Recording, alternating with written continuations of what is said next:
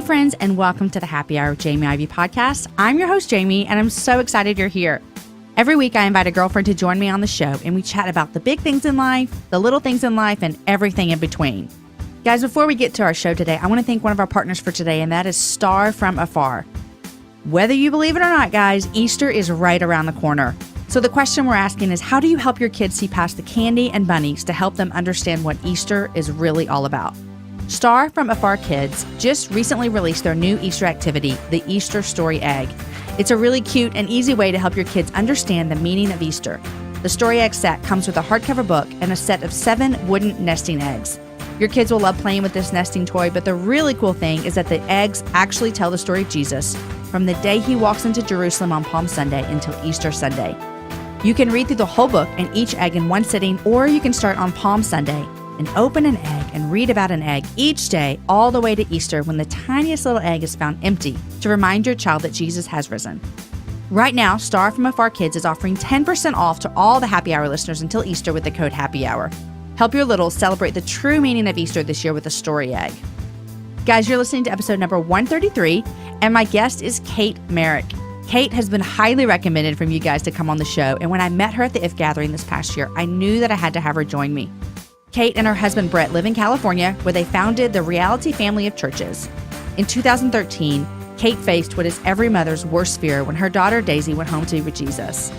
Kate's book, And She Still Laughs, released a few weeks ago, and I highly recommend it. In her book, she examines the Bible's gritty stories of resilient women, as well as her own experience of losing her child, to reveal the reality of surprising joy and deep hope, even in the midst of heartache. You guys, the Happy Hour Live was a week and a half ago, and I must confess to you that it was the best weekend ever for Happy Hour events. My guests were amazing. The ladies on stage were the best. The food was fabulous. The decor and venue were so beautiful. The photo booth, the goodie bags, the drinks, all of it was just pure magical. I hope that if you weren't able to come, don't worry, we are already in the beginning stages of the next one. I'll be blogging and posting a recap soon at jamieivey.com, so be looking for that. Also, guys, if you're loving this podcast, could you do me a huge favor this week and head on over to iTunes and leave a rating and or a comment? Your kind words and 5 stars will help others find the show, and for that, we are so grateful. It's super easy. Go to jamieivey.com/iTunes. All right, guys, here is my conversation with Kate Merrick.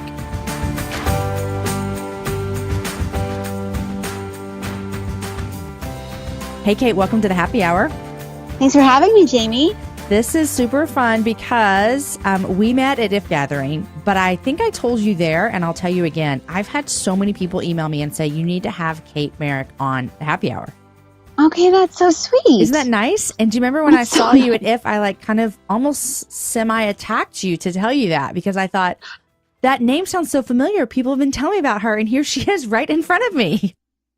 Well, I felt mutual. In fact, when we walked away from, I think we met in the speaker room right there. And my husband was sitting there. And when you walked out, my husband was like, down, girl. Are you kidding me? You just got, I was like, what? Well, I love her. She just doesn't know yet. He was like, yeah, okay, well, she might not ever talk to you again because you were a little hyper for her. Whatever. I knew that I loved you as soon as we had our conversation. It was so fun. And you and your husband, y'all did this would be my dream world. Y'all were up on stage together. Oh, it was so scary. Are you kidding me? First of all, he's been doing this for 20 years. Right, okay. yeah. I've been at home nursing babies and folding laundry. Right. So I'll do it once or twice a year. So he's the one that's so great at it. And then I had to sit there on stage with him. Was that weird? Yeah. Did you feel my pain? I had to you can't scratch. You can't move. You had to look like you were very intently listening to what he was saying. Oh yeah, I had to. You can't zone out. You can't do anything. I wanted to look at the audience, and I wanted to, you know what I mean? Yeah. And I just had to be that's so profound, babe. Yeah. You just kind of do the head nod. That's good. I did a lot. I was probably like a bobblehead. I never watch when I'm recorded. I just don't. I want to enjoy my life, so I never watch video of myself. So yeah, we don't know. I'll never know. So do you guys do that together often, or is that really a rare thing? It's so rare. Lindsay emailed me and said, hey, will you guys come to speak at IF Gathering? And I was like, yeah. And she wanted both of us. And so actually it was so cool because I just felt like it was almost like a security blanket having him there with me. Yeah. He's just so good at what he does. And yeah, so it was fun. It was fun. Well, it was fun to see you guys in that element. And I would have thought that you guys were this little traveling duo together. So there you go, doing your thing. Okay, so congratulations, because you had a book come out, what, 2 weeks ago? I think it was last week. Oh my gosh. Yeah, last week. Or was it 2 weeks ago? March 7th? March 7th. Is that 2 weeks ago? I think it has it's been like 2 having weeks a ago. baby. Yeah, you forget. Right? You forget. Yeah. Okay, almost 2 weeks ago. Mm-hmm, well, congratulations. It's called And She Still Laughs. And Still She Laughs. And Still She Laughs. Sorry, I'm looking right at it. Still She Laughs, Defiant Joy in the Depths of Suffering. And you and I were just talking before we started. Your picture on the back is so marvelous. Oh, thanks. That must be the galley. They didn't end up putting it on the final copy. Oh, yes. I'm looking at an advanced reader's copy. Yeah. You are. Yeah, I know. I wish I could paste that picture on my actual face. Although, I feel like when I meet someone who's only ever seen like my press release or whatever, I'm like, I just want to apologize first thing. I want to be like, I know I don't look like what I look like in that picture. Okay, I need to stop you right here because I have met you in person and you are full of lies right now. That is not true, because you look just like this person. You look like this California sun-kissed girl that just got off her surfboard. And so you look like that in real life too, just so you know. No one believe what you're saying. I'll save it. Oh, goodness. Okay, so you live in California. Yeah. Southern, northern, central, where about? Just the very top of southern. So just before it gets yucky. Okay. And like yucky meaning south. And then before it gets cold and wild, which is north. So we're like right there. You feel like you're like in the sweet spot. Yeah. Yeah. Santa Barbara, basically. We live 10 minutes south in a smaller town, but Santa Barbara. Okay. Santa Barbara. But you also kind of live a little bit, it feels like, off the grid. And I say that because you don't have internet at your house. And when you told me that, I literally thought, how do you survive? I love that. Yeah, I mean, okay, so you're probably like, hello, Jamie, I am a normal person. I just don't have internet. And I'm like, how could you ever make it without it? Yes, we are normal people. We just don't have internet. And it's sort of a long story with that. And we live on a ranch. It's like only 2 acres. So, I mean, there's power out here. Like we could get internet. We actually used to have it, but made a conscious decision to go off of it to be more present, really. Because, say you're studying for a speaking engagement, next thing you know, you're shopping. Oh, for sure. And then you're like, what? Well, shopping for your new outfit that you're going to wear on stage, for definitely. That you're going to wear it, right? And so you justify or whatever. My husband, same thing. He's like, man, I be studying, to teach on Sunday. Next thing I know, I'm watching Jeep videos or surf videos or whatever, or shopping for Jeep parts or for guns or whatever. And so, it's just nice. Like we do DVDs, so we can't stream like video because it's we do have a data plan. I'm not going to say that we're actually Little House on the Prairie, because we're not. Right. We have a data plan. So like on my phone, I can do stuff at home. I can swing on my hotspot and do email and stuff like that. We just can't have unlimited, just all day long internet. And it's lovely. Well, this does sound great. And this is like, you can maybe help me with this a little bit, because I know you don't have Instagram, and that's part of just do you have any social media? None. Okay. So none. And you let all that go a while just to like be present. I have watched some of my closest friends do a media fast with their kids. And they're about 6 weeks in, honestly. And they set up to do a month, and they're still going strong. So oh, awesome. I know. So I read this book. Media, like all media? Like, so for my family, like when I'm thinking about doing this with my kids, we're thinking about starting in April. Don't tell them, because, oh my gosh.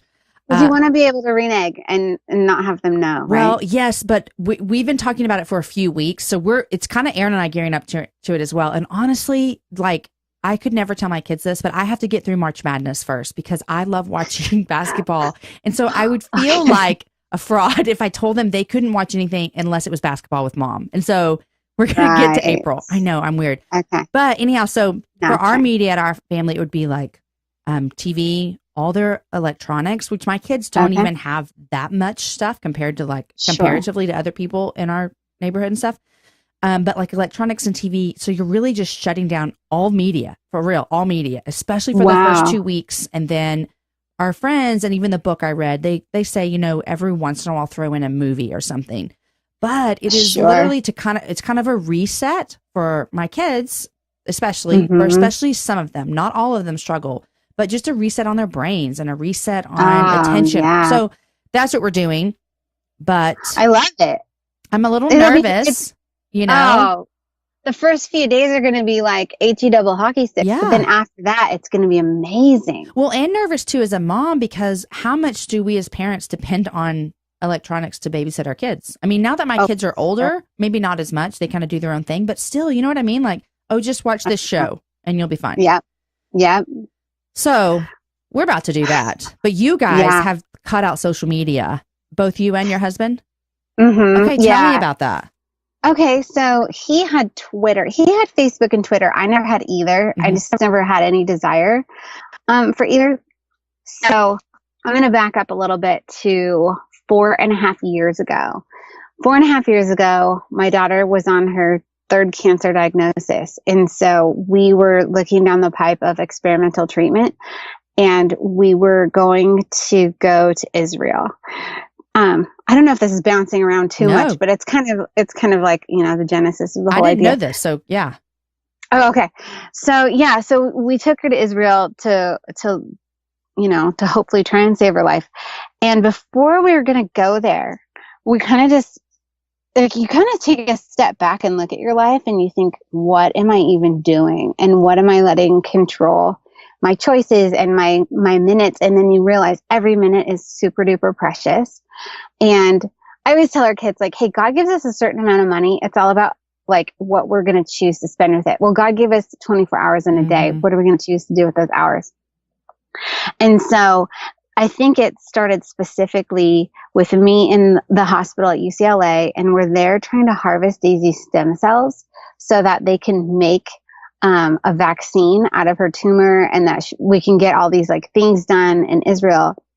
And we're sitting there, I'm sitting in this hospital room, and I'm scrolling through my Instagram, and all my friends are at the beach and their little girls have long flowing hair, and mine is just lying, and she's a skeleton, and she's bald, and she's in pain, and she's like probably gonna die. And I was just bitter. I was just looking at everyone else's life, just bitter. And I posted a picture of my view out the window, and I posted it for the sheer purpose of like, I wanted people's sympathy. I wanted people to look at us and be like, oh man, it sucks to be them so bad. Oh, you know, and stop their world for a minute and pray for us or whatever. I don't know what I wanted, but I was feeling bitter. And I posted that, and immediately I just felt kind of ridiculous. Like you knew like the kind of what your heart was, the motive all of a sudden. Oh yeah. Oh yeah. All of a sudden. And I really felt God speaking to me like, hey man, this is the life I gave you, and you can choose to be all in, or you can sit around bitter about it. And I realized like, hey, she's still here and she is lovely, hair or no hair. She is the loveliest girl I know.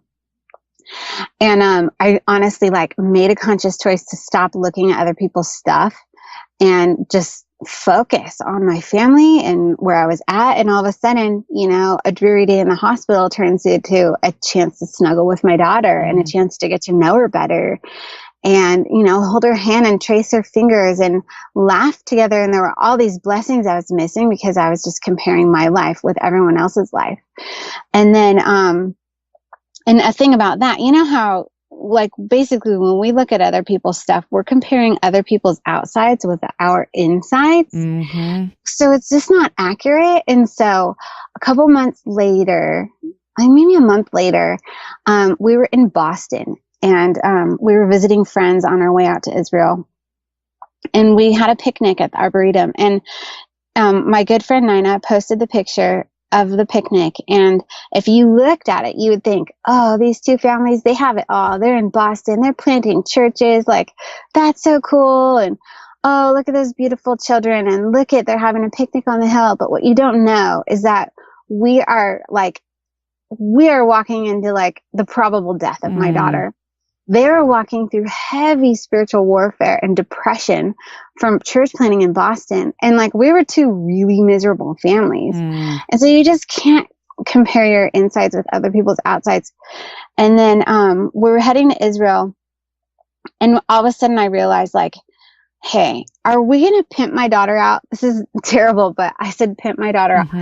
Are we going to pimp my daughter out on social media so the whole wide world can watch her final months in Israel? No, heck no. Because think about it. Like, you take a cancer kid to Israel, like, hello, Instagram gold. Like, you tell me right now that there's a cancer kid in Israel. I'm not even on Instagram. Like, I'm going to get on Instagram so I can watch this cancer kid in Israel. But it's none of anyone else's business, really. And not in a mean way. I mean it in like she's my daughter. Yeah. She's my family. She's my gift, and everyone has their own gifts. And so I did not want to spend one precious minute. Okay, let me get your picture on a Sea of Galilee. Hold on, let me pick a filter, and then have my phone bing, bing, bing. Hey, love your style. Hey, get a shawarma for me. Like, no, that's not how I'm going to spend my daughter's last few months, if they are her last few months. So that was it. So that was it. That was it. What was your last photo you posted from the hospital? No, I think I probably posted after that. Yeah. I have no idea. But that's where it kind of started. That's where it started. Yeah. I haven't looked at it because it's all really sad pictures. Yeah, so. I'm sure. But it's still up. I think it's still up. I mean, it's private. It was private. Yeah. So. Yeah. Well, I find that so interesting in so many levels. And we'll talk about the turns that your life has taken since then. But I think about that sometimes just in like every day in the thick of it mothering. Sometimes even like I think about myself and my own personal Instagram, like sometimes you can find yourself looking at other people, no matter, even not if you have a sick child or a child with cancer or whatever, but maybe you have a failing marriage and you look around and everyone seems like everyone's just happy, you know? And so did that change your comparison or did it just help it? Absolutely. Yeah. Absolutely. Like, oh yeah. And I'm so grateful. I mean, there was even, I think it goes across the board, not just with like, you know, having a sick child, losing your child or whatever.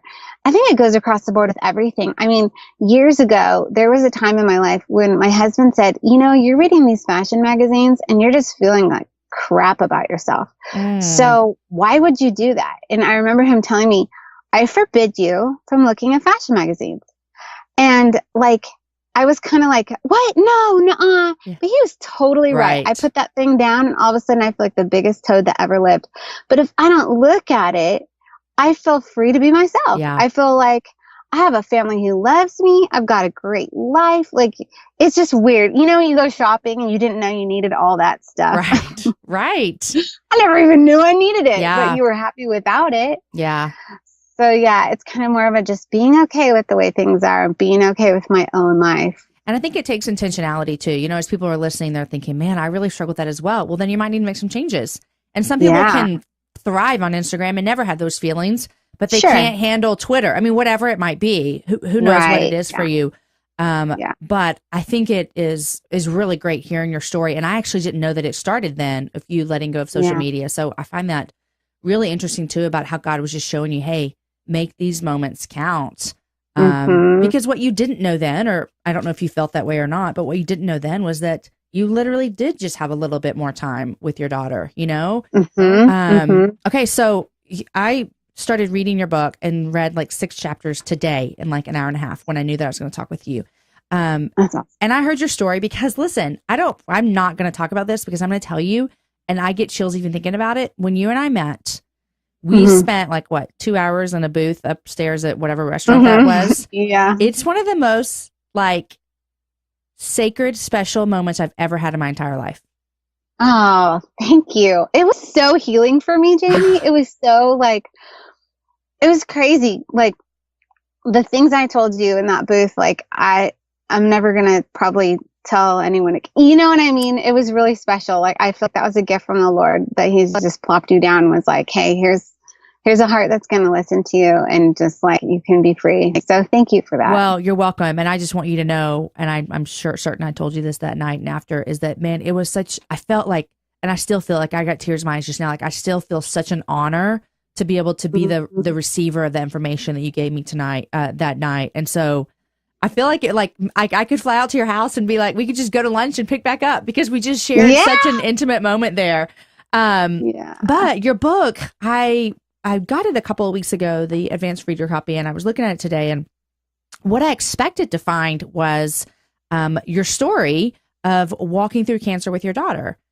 But what I found was encouragement for me, and I've never lost a kid to death with cancer. And what I found was encouragement straight from the scripture about people's stories that I've been reading and hearing about since I was in the church at 7 years old.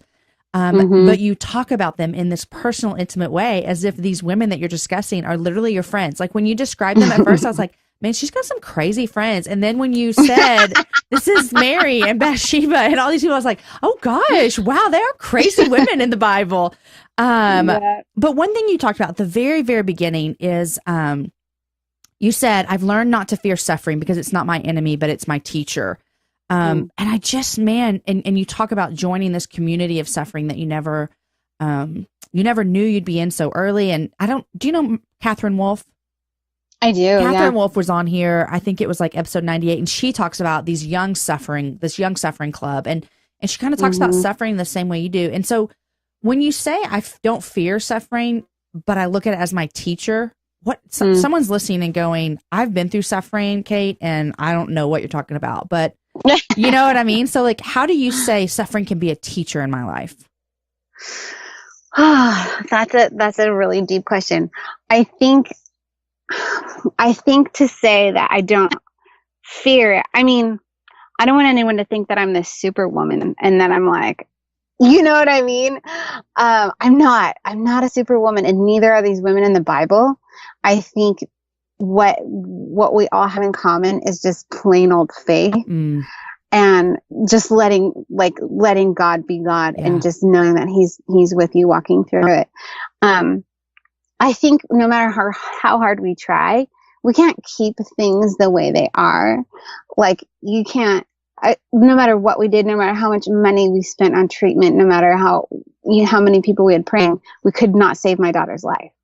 And so there's kind of almost a freedom in saying, okay, this is what you've chosen for me, God, then I'm going to say yes to that. And so I think that's where the teaching comes in, is like, you kind of just learn how to be open-handed with God and with what you think was yours and say, wow, okay, it ultimately is all yours. And you've just chosen me to be, have that in my hand for a little while. Like he chose me to be Daisy's mom for 8.5 years. Yeah. And that's it.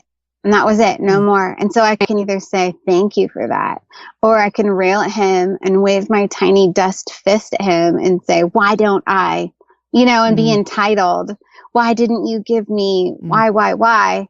And honestly, God's never going to answer the why. He didn't, in the book of Job, what does he cry for? Like 38 chapters. He's just crying and crying and crying. I wish I was never born. Why? And in the end, God never says why. And he's like, I'm not going to tell you why, because I am God. He answers with who. So I think there's just something so freeing in knowing, like, I'll never know on earth why God let Daisy die. Like, I just won't. And the sooner I give that up to him, the better, the freer I become. And the more the more in sync, like the more I can walk with the Lord saying, well, if this is what you've chosen for me, the answer is yes. Like in the example of Mary, when Gabriel says you're going to be mother of Messiah and all these things, that's a tough road to hoe. I mean, he's like, there's going to be some really heavy things. And whether she thought of them right then or not, I'm sure some of it crossed her mind. She probably didn't think, oh, I'm going to watch my son get slaughtered on the cross. Right. But she had to know, hey, from the get-go, people are not going to believe that you're pregnant by the Holy Spirit. They're going to think you're, something crazy. Something they don't want around. Yeah. Either crazy or a tramp. Yeah. So, but she said yes to that. She said, be it done to me as you say. And so like, there's just something so powerful in saying yes to God, as if we could change his mind anyway. Right. I mean, you know what I mean? Yeah. As someone as someone who yourself who's walked through great tragedy and trials and all things at such a young age, would you say that sometimes you feel as though through those trials and things, would you feel as though your faith got stronger like immediately or a while after, or what did that look like with your conversations with God? I assume, and from reading and from talking to you, that it didn't start with like, okay, God, here's what we're going to do. You know, that would be crazy to think because we all have emotions and we're all grievers and God knows that. And he is not, you know, hurt by that. But what did that actually look like for you, getting from bitterness to, okay, God, yes. Years. Yeah. Yeah. Years of like, you know, grief, crying, the why, the really, are you kidding me? You know, the like, I think God can take it. So, so there's years of that. Yeah. And then I think it really, the seed of getting healed, for lack of a better, I don't know, like finding healing joy, the seed of that is faith. And so, and honestly, like opening up the word and discovering these women who had suffering, because I think Satan wants us to think you're the only one that's ever gone through this. Right. Why would God withhold that from you? How come you're the one whose kid died? Like, you served God with your whole life. Yep. Really? He took your kid? Exactly, yeah. So, right, you need faith to see past those lies, and you gotta do the work. Like, faith comes by hearing and hearing the word of God. And so if I listen to lies, or if I listen to my own flesh or whatever, I'm never going to get to a place of healing and a place of joy until I start listening to the word of Christ. And so it just takes a long time and of marinating on it. Like, and it's interesting how God chose to do it with me, because in the beginning, like, right after she died, I knew like, oh, well, I mean, biblically, yeah, we're supposed to have joy. Consider it all joy when you through trials and all these things. And knowing, okay, well, we are going to heaven and Daisy is in heaven, but it sure hurts like something else. And so kind of the catalyst to finding that joy, that I literally thought I could never find it. I was like, well, I'll survive, but I'm not joyful. Like, almost like I'm withholding this joy because I'm so offended. I am so hurt you took her. And then the more you just let the word of God wash over you, the more you're like, okay. And you kind of come creeping out from underneath your hole. You know what I mean? And it was that verse in Proverbs, the title of the book came from that, Proverbs 31:25. Strength and dignity are her clothing, and she laughs without fear of the future. And that verse, I always loved that verse. And I loved it before my daughter ever got sick, because I thought, oh yeah, like strength and dignity, boom. Like, she's kicking butt and taking names. Like, I'm gonna be her. And then you take a step back, and then that verse bothered me after I lost her. She laughs without fear of the future, really, because I'm feeling some fear. Nothing laughing, yeah. I'm not laughing, and I'm scared to death. Like, before I lost her, after I lost her, like, no. So, I really felt like God just handed me that verse on a platter. And I speak sometimes in other churches, and I said no for 2 years after I lost Daisy. And then, a church down south said, will you please come speak at our summer thing? And this is the verse. And I looked at that verse, and God's like, this is yours. Hello. I'm handing it to you. Yep. And so that's kind of like the catalyst to spending time with those biblical women. And so I was like, okay, well, who's laughing? Yeah. Sarah's laughing. Why is she laughing? And then God's like, well, she's bitter. So are you. Like, I didn't really know I was bitter. I thought I was just kind of maintaining. And God showed me these things in my heart, like, hey, you're actually bitter. So yeah, that's where it started. You know, and I think sometimes, like, for some reason along the way, we have thought and bought this lie, like kind of the lie that you just talked about, how like you're the only one that's gone through this, or why would God let this happen to you? You're serving him, you're faithful, or you're faithful to your husband. Why would this happen? You know, I think sometime along the way, we've bought this lie that thinks that if things like this happen, it means that God doesn't love us and has left us. And he would really not let this happen to us because he loves us. But yet we see time, and you talk about it in your book, we see time and time and time again of people walking through intense suffering and still like following God and knowing that this is part of their path to glorify God. And I think sometimes too, also, like, I get to talk to a lot of women, and some of them share stories of suffering with me. And, you know, you never know it's coming most of the time. You know, it's like the day before you got the call about Daisy falling down and then finding out that, you know, she has cancer. Like the day before that, everything was fine. Like life was quote unquote good. And then it just came out of nowhere. And so I think too, like when I'm listening to you talk and other women, I'm like, man, how important is God's word even before that bomb drops? Amen. To get us through those trials and stuff. And I feel like sometimes people who are kind of like, I love God, but I'm not really like in. Well, then you know what hits the fan, and they don't have a base to stand on. And so, man, I always hope when people listen to the show and there's someone talking about suffering and they're not in the midst of suffering, I always think, man, just get ready, you know, and because I always like, I love teaching on, you know, where Jesus tells us to build your house on the rock. And I always tell women, and I'm like, listen, there's three kinds of people. You're either just got through suffering and you're just like still wet from the storm. Or you're in the midst of it, or hold on because it's coming. Like, you know, like those are only three options in this world. And so that's true. It's so difficult and so hard. Yeah.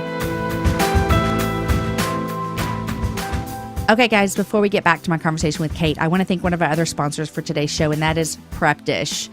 Prep Dish is a meal planning service, and they do something that makes your life so much easier. They send you an email with a grocery list and a prep list. So you take your grocery list, you go buy all the things you need, and then you come home to your house and you do exactly what they say to prep all of your meals for the entire week. You put them in the fridge and you are ready to go. So when you have baseball practice or baseball games or literacy night or swim lessons or whatever it is that you have during the week, you know that you can be confident that you have good meals ready to feed yourself and your family. For example, some of the meals right now for March are baked chili and sea bass with curry roasted cauliflower and green beans. Guys, that's amazing. Veggie fajitas. Harissa lamb chops with sweet potato coins and sauteed spinach. That stuff is amazing, and you can do that because they tell you exactly how. Right now, Prep Dish has a special offer for Happy Hour listeners, and that is a $4 trial for the month that you sign up. Go to prepdish.com/happy hour, all lowercase, to sign up for your first month.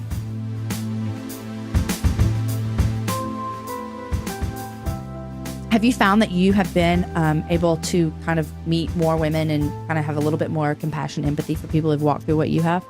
Did this stuff just come out of the woodworks once you walk through something? Oh, totally. And like, honestly, I would not have known how to even look a woman in the eye who's gone through what I've gone through until after. Yeah. Well, it's something that you can't even begin to comprehend until you walk through. There's no way I could tell you I understand how you feel, obviously. Sure. Because I never walked through it. But I do really appreciate when people are with someone who's been through tragedy that you don't understand, that just listen. Like, just listen. Oh, that's the best thing. That's the best thing. You don't need to solve anything. Like, just listen. I'm sure you had some people just that said some trying to be kind things. Yes. I even made a list. I spoke last weekend at a retreat about like how to help a grieving person, like from a broken heart. And I was like, I just have to. So I made a whole list of what not to say. Oh, what are some of them? There's some bad ones, and they have all been said to me. I'm sure. All of them. Okay. So anywhere from, I know how you feel. My cat had cancer. Okay. Nope. That's not the same. I promise you. I would want to punch someone in the face. Yes. Someone said, you're actually lucky because Daisy died before she could have made any really bad mistakes. Okay. Nope. That's not nice either. No. Also, we have a 3-year-old, and Daisy died 4 years ago. She came along pretty quickly afterward. We've had someone look at the baby on my hip and say, the Lord gives and takes away. It all comes full circle. Oh my gosh. Oh, yes. Oh, yes. And the thing is, I don't think any of these people mean harm. Of course not. They really don't mean harm. Of course not. So I take it with a grain of salt and you smile and nod and say thank you. And then later on you crack up with your husband over it. And my say, word. No, she didn't. Yes, she did. The cat. Yeah. I can't even imagine the cat thing. the cat, or I've heard, oh, I know. Okay, I'm not even kidding you. I called the insurance company like a month after she died to get her taken off the insurance. I'm talking to the adjuster, or it wasn't the adjuster, I don't know, the guy that does our insurance. I'm talking to the guy, and he says, oh, okay, so she had cancer, right? I said, yeah, but she needs to be taken off. She went to heaven about a month ago. And he launches in this whole story, and he goes, oh, I know how you feel. When my daughter was, 6 years old, she was in the ER for 3 days. And she almost died. But God had a plan for her. He said, but God had a plan for his daughter. He's like, now she's 16, and sometimes when she's making dumb choices, I say, remember, God had a plan for your life. And I'm looking at the phone like, can I please throw this phone across the room? This is not happening right now. But I have to stay on the phone with him to finish our insurance call. Yeah, that kind of stuff happens. And it's weird, Jamie. I hate being the grief lady. Like, I want to be like the fun lady, okay? I want to be the girl where you're like, let's only ever talk about rainbows and surfing. And I want to be her, but like, that's not where God has me right now. Because you lost your daughter 4 years ago. And so, yes. Yeah. Oh my gosh, Kate, I cannot believe that insurance adjuster now. I can't decide which one's worse. The cat right? Or telling you that his daughter was in the ER for 3 days. Yeah. I think that was the worst one. Especially a month after. A month after, which feels like a second after, I'm sure. Yeah. I'm sure. And so when Daisy passed away, your son was how old? 12. Okay. And Daisy was how old? 8. Okay. 8. So 12 to 8. And now you have a new sweet little girl. What is her name? Her name's Theodora with a PH, but we call her Fifi. Fifi. Is she like a bundle of joy? That name makes me feel like she would be a bundle of joy. She embodies her name. She's cuckoo. She has curly hair. She's gorgeous. She loves princesses and dancing and singing, and like, she's too much. I adore her. And she's brave. Like her sister was so brave. She's cool. She's fun. I love hearing like the personalities of kids and how they sometimes match their names. It's hilarious.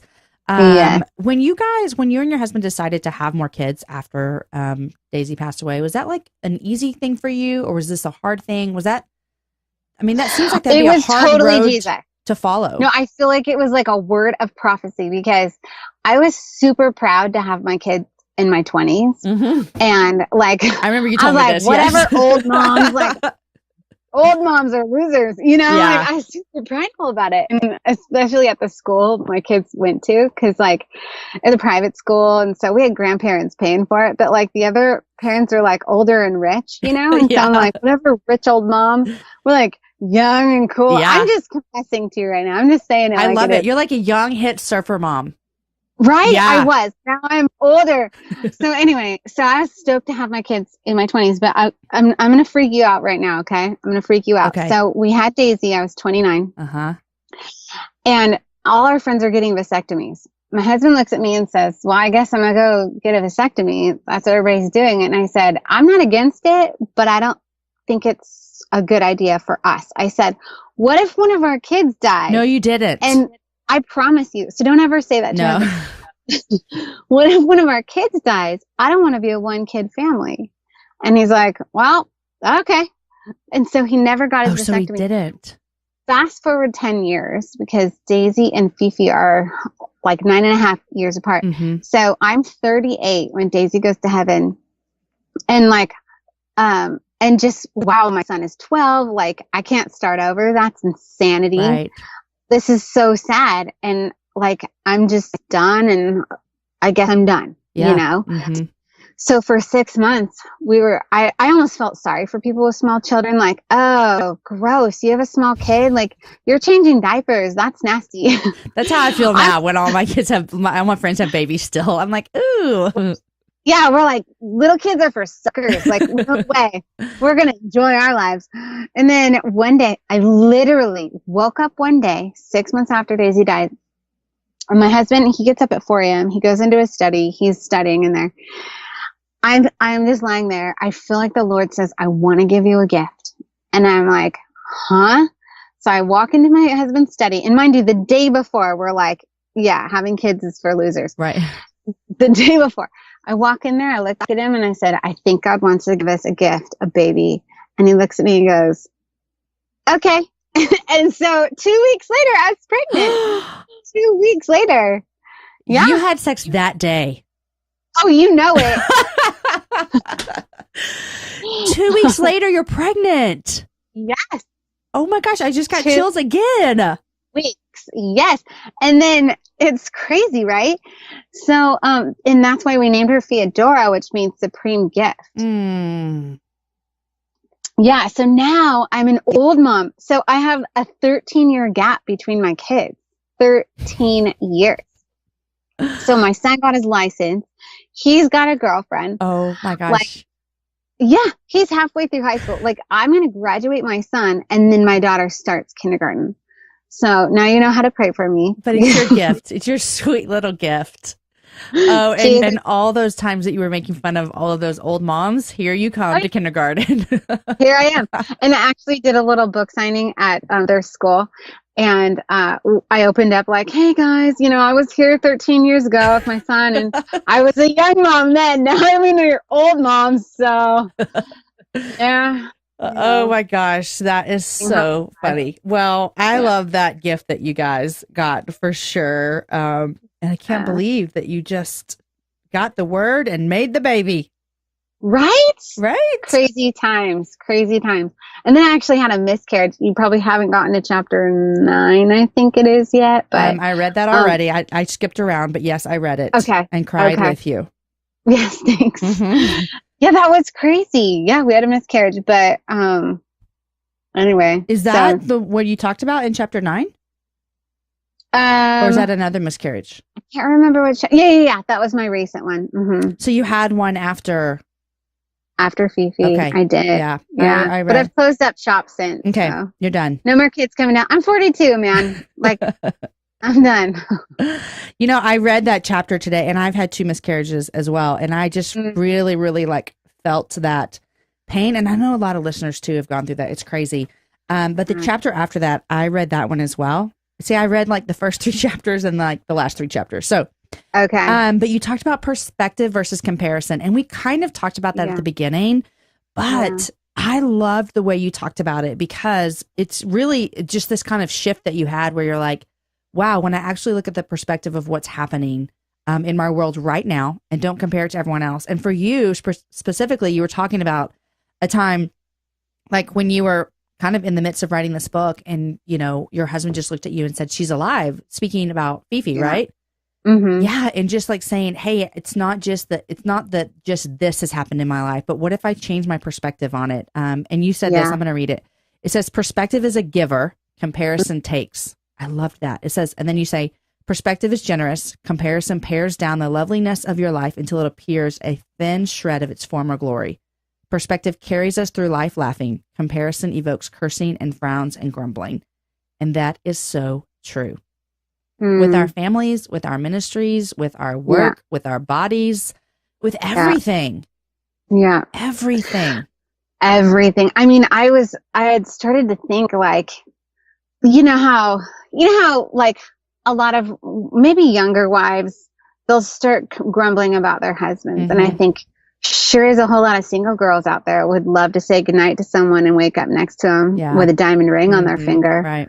You know, and then I was thinking, oh, okay, well, there's all these new moms grumbling about, you know, staying up in the night and changing diapers. And I think, you know, there's a woman who deals with infertility. She'll stay up with your kid. Yeah. You know, after I lost Daisy, if any of my friends or just even anyone I just knew or whatever complained about their child, I'd think, I got an empty bedroom upstairs.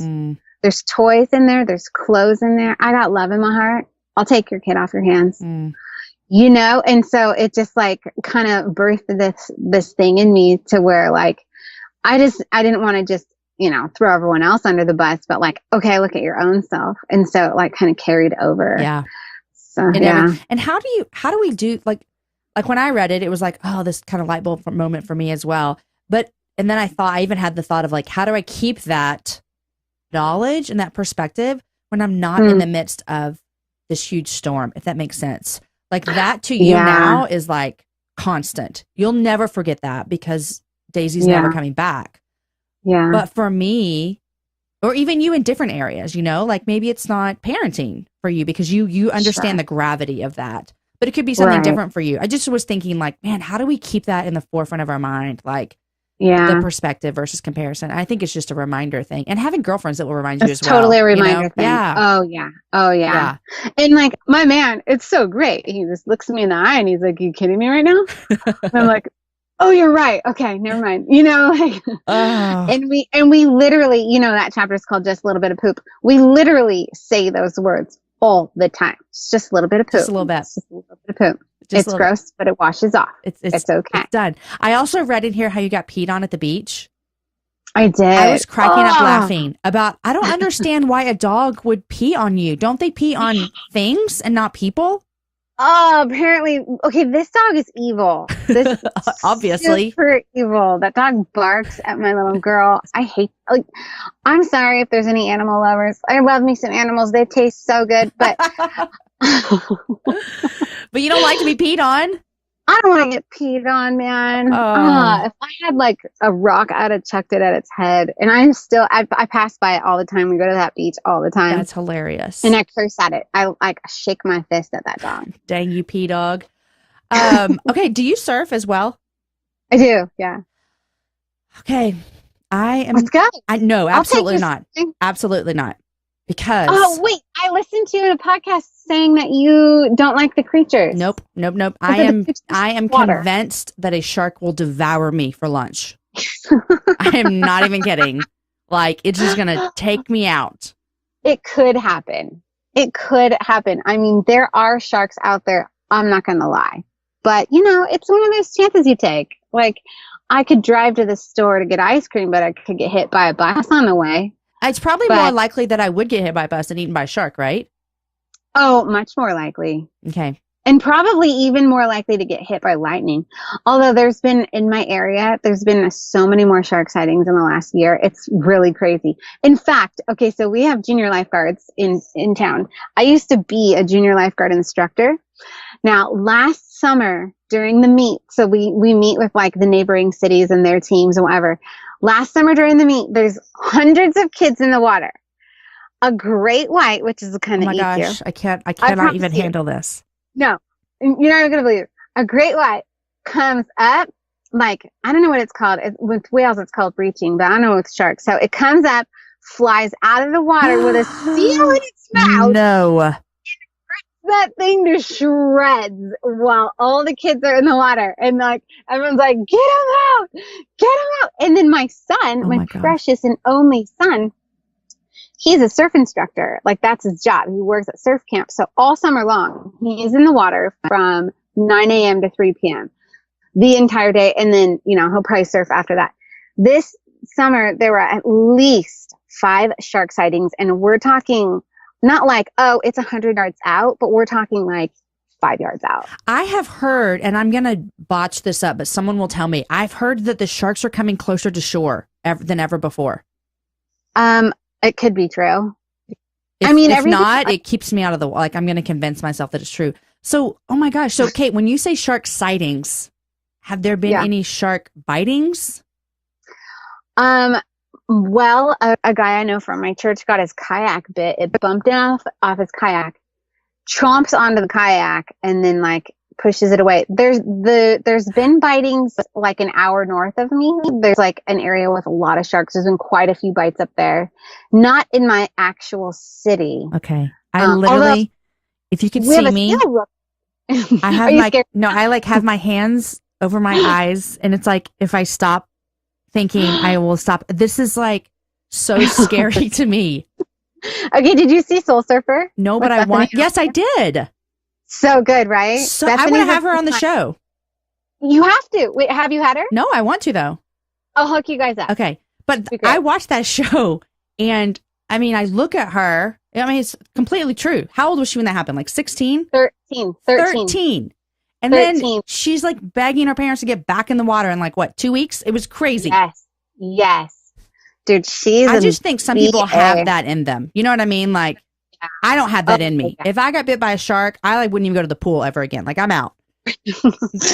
No more baths for you. Yes, no, but Bethany is amazing. No, I watched that, and some of our kids, I think it may be me that has put this fear in them, but like one of my kids, we went to the beach last week in Texas. Okay, so I'm just gonna let you know. Where do you go? Like Galveston or like Port Aransas, which is next to Corpus.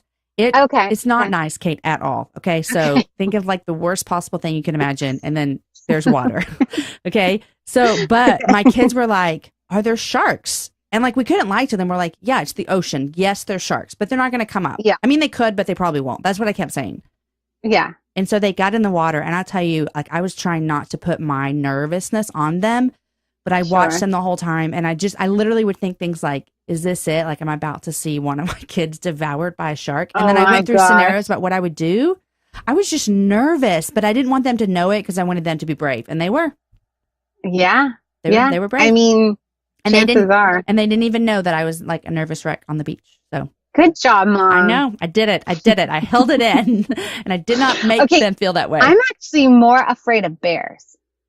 Well, yeah, but you said didn't I read in your book you have or where did I read this? So you have bears come in your city sometimes?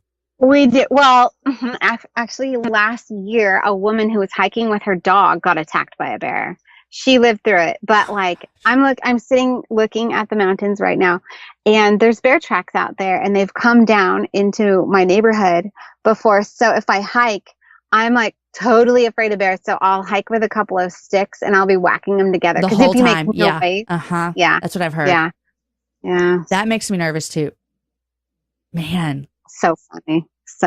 But you'll get in the water with the sharks.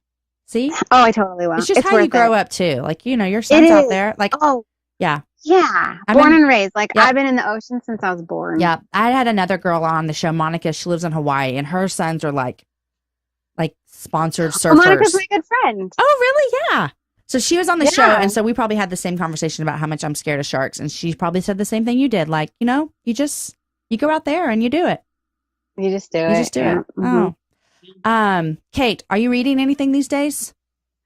I am going back through the Chronicles of Narnia. Oh, that's good. Which one are you on? It's so good. I just finished Magician's Nephew because I'm going to go in chronological order. So that's always confusing to me. Yeah. So I'm pretty sure C.S. Lewis first wrote Lion, Witch, and the Wardrobe, and then he went back and wrote the prequel, The Magician's Nephew. So if you read them in chronological, The Magician's Nephew, which is so good. That's actually one of my favorites. It's one of my favorites. I love that one. That he did. I love that one. Yeah. And then The Last Battle, I actually read that to Daisy when we were living in Israel, which is so like, I don't know, I could get all weepy and be like, oh, The Last Battle. It's just a darn good story, and it talks about heaven, and it was so good, and I'm really looking forward to getting all the way through to the Last Battle again. So good. I read, we never finished them all because that's like the story of my life, but I read, I don't remember the last one, but I was reading them to my kids when they were little, and they even brought it up on vacation this week, how I never finished the series. So maybe I need to go back, but that was fun. I just read A Wrinkle in Time. Oh, it's so good, right? I had never, ever read it, which is crazy. I absolutely love children's literature, probably more so than like grown-up fiction. Yeah. I just love, Well, so I sometimes like to read like what my kids are reading in school for lots of reasons, kind of to know what they're doing, and it could start a discussion with like a 13-year-old boy who doesn't really want to talk about anything, Sure. And so I usually try to read what they're reading, but I told my son, I was like, I bet you'll read this in high school, because I'm sure I was supposed to and never did, but it was good. And it's a whole series. Did you know that? I think I was aware of that, but I don't think I've read the other part. I haven't either, but I think there's maybe 4 or 5. So anyhow, okay. Anything you're loving these days? I forgot to tell you that I was going to ask you that. And so that can be kind of stressful. Yeah. Loving the pressure of loving. Or we can just scratch it. Okay. Yeah, I can't think of anything. Okay. I mean, I'm loving spring. I'm loving daffodils. I'm looking at them right now. It's really special. I'm loving putting flowers in my house and making bouquets. Like, you can do these little tutorial things online. Oh, okay. So Chip and Joanna have the Magnolia Journal, right? There's a whole flower arranging article in the middle. So that's fun. I'm kind of loving that. Okay. Well, that's exciting. I just got my, I just got my own little like herb garden going on in my backyard. So that's my first. Good for you. I know. I like desire to have this garden where we're like, hey, let's get some salad for dinner. And I walk outside and pick it. But that's, so we started with an herb garden. So I'm going on. So okay. Okay. What did you plant? We have rosemary, sage, and thyme. Okay. And one more. I can't remember. So yeah. You need to plant some mint for 2 reasons. Number 1, it grows like crazy. Okay. You can't kill it. Okay. But it will take up its whole pot. So like if you're going in pot, because it has this runner, so give it its own pot. And for reason number 2, because you can make mojitos. Oh, doesn't that sound good in the summer? Yes, especially in Texas. Yes. I feel like it's Spanish. It's refreshing. It just matches. Just what you need. I love it. I love it. Okay, well then I'm gonna have to go get some mint as well. And I love putting like mint essential oil in my water. Oh yeah. I put peppermint drops so in you every can day. just like you can just put a whole sprig. That would be the Just throw that best. sprig in there. Mm-hmm. Love it. Love it. So good. Okay, Kate, this has been such a delightful hour with you. Mm, I'm so glad you you could do this. And what the listener doesn't know is that you did it very last minute. And so I'm thankful for that. And I'm going to put a link up where people can get your book. And I cannot recommend it enough. I mean, I literally read 6 chapters today and just loved them, adored them. I loved the way that you talked about your story, but you also always, always, always pointed us back to Jesus. And so thank you for that so much. Oh, thanks. I'm looking forward to reading yours. Ah, well, next January. Can't wait. I know. Yeah. Okay, Kate, have a fabulous rest of your day. You too, Jamie. Thank you. All right, guys, wasn't that a great chat with Kate?